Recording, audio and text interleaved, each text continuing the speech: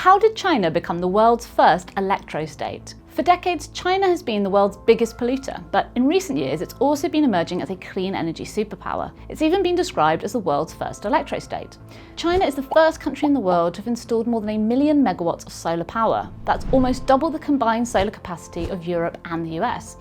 In the year 2000, coal provided about 80% of China's electricity. By 2025, that had fallen to just 55%. Over the same period, wind and solar power rose from being practically non-existent to providing around 20% of the country's electricity needs. So what's behind this shift?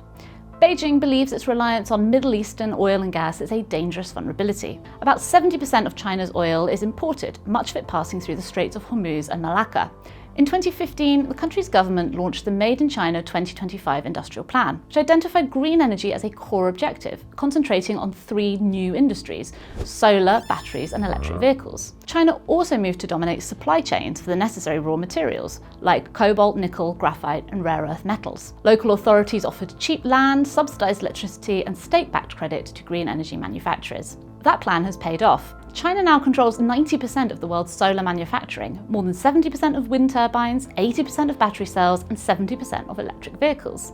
This has contributed to plummeting costs for green energy production across the world. Solar panel prices have fallen by some 90% in the last decade, and Chinese wind turbines are 30 to 50% cheaper than those made in the US or Europe.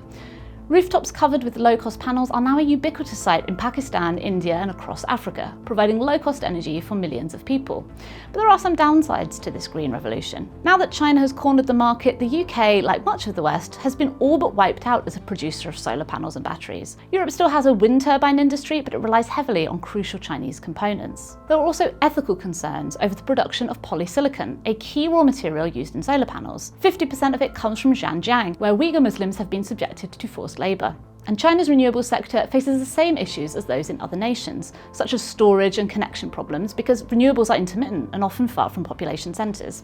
But the direction of travel is unwavering. The International Energy Agency predicts solar will become the world's biggest single electricity source by the early 2030s, with wind power second in line. And China will be at the forefront of that transformation. And for more news and analysis, head over to theweek.com.